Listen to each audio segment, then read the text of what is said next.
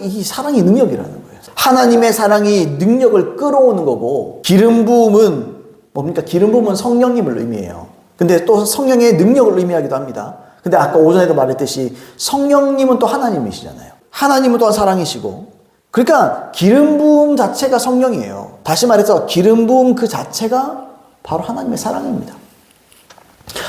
주의 기름 부음이 느껴집니다. 그러면 능력이 단순히 있다는 게 아니에요. 능력이 막 느껴집니다. 뭐 할 수 있을까? 그게 아니에요. 내가 널 사랑해. 이거예요. 사랑하기 때문에 주는 하나님의 은혜인 거예요. 능력인 거예요. 이해되시죠? 그러니까 우리가 뭐 사역하고 뭐 하고 할 때는 단순히 능력에다가 초점 맞추면 안 돼요. 단순히 막 능력이 나타나고 막 잡아뜨리고 넘어뜨리고 뭐 이렇게 했잖아요.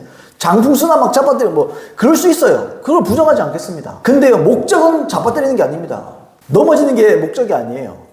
그 기름 부음 자체는 뭐냐? 하나님이 당신을 사랑합니다. 또는 받는 입장에서는 하나님, 내가 너를 사랑해 하고 날 안아주시는구나. 그러면 하나님의 사랑에 딱 집중해버리면요, 기도해 주는 사람도 하나님 사랑에 집중하고, 받는 사람도 하나님의, 나를 향한 하나님의 크신 사랑에 집중해버리면 자빠졌다 일어나면 낫는 거예요, 그냥. 그러니까 자빠지는 게 목적이 아니에요. 넘어뜨리는 게 목적도 아니고 자빠지는 게 목적이 아니에요. 하나님의 사랑을 증거하는 게 목적이고 하나님의 그 증거를 받아들이는 그게 목적인 거예요. 때문에 치유사역은 단지 기름 부음, 능력을 흘려보내는 게 아니라 하나님의 사랑을 흘려보내는 겁니다. 하나님의 긍휼하심을 흘려보내는 겁니다. 그게 바로 능력 그 자체입니다. 자, 죽은 자를 실제로 8명이나 살렸던 믿음의 사람, 이 스미스 위글스워스라는 목사님이 있습니다. 하루는 이 스미스 위글스워스 목사님이 편지를 많이 받잖아요. 지금은 뭐 메일도 있고, 뭐 카톡도 있고, 메신저가 있잖아요. 근데 당시에는 전부 다 편지 아닙니까? 그러니까 사역이 도와주세요. 뭐 간증도 있을 것이고, 뭐 사역을 통해서 이렇게 내가 은혜를 받아, 이런 간증도 있을 거고, 도와달라는 요청도 있을 것이고, 그랬을 거 아니에요? 그러니까 수많은 편지를 받아요. 스미스 위글스워스 목사님이. 막 편지를 받습니다. 근데 이 받았던 편지들을 한날은 정리하고 있었어요. 스미스 위글스워스 목사님이 이걸 정리하고 있었어요. 딸이랑 같이 정리를 하고 있었어요. 근데 그 중에 우연히 한 통의 편지에 이분의 시선이 딱 고정됩니다. 편지가 엄청나게 많잖아요. 근데 유독 그 편지에 자꾸 끌리는 거예요. 그러면서 이분이 편지를 읽어요. 편지를 읽고 갑자기 웁니다. 편지를 읽는데 울음이 나는 거예요.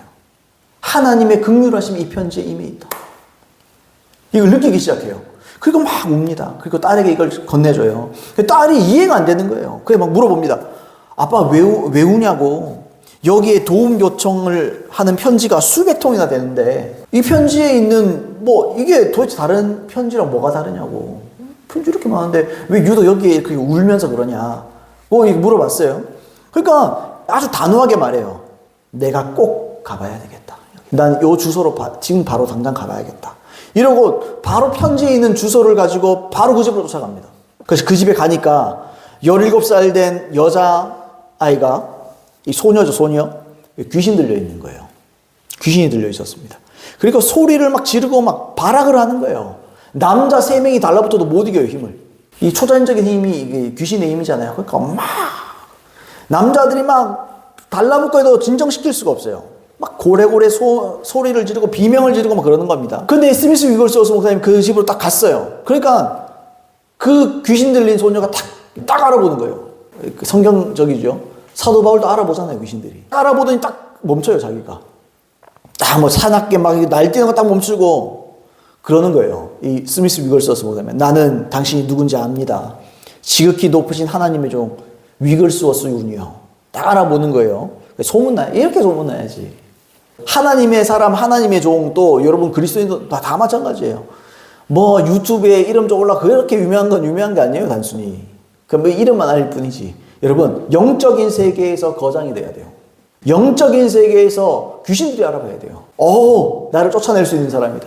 귀신들이 두려워 떨어야지. 사람끼리 알아봐주고 유명하다고 그냥 인정해주고, 그거 별로 안 중요합니다. 여러분, 이 땅에서는 무명해도 돼요. 근데 영적인 세계에서는 여러분 유명해지기를 주님을 축복합니다. 아무개, 저 천국에서 유명하지.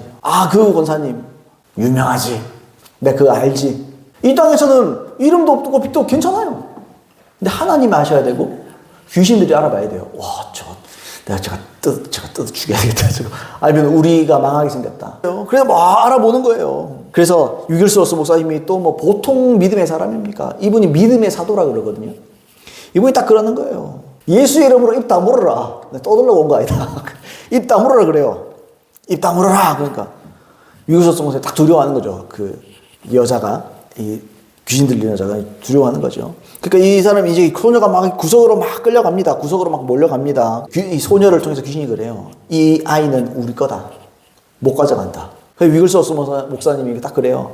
이 더러운 귀신들아, 내가 여기 온 것은 너희들이랑 말다툼하러 온 거 아니다. 그러니까 말장난하러 온 거 아니다. 뭐 이런 말이겠죠.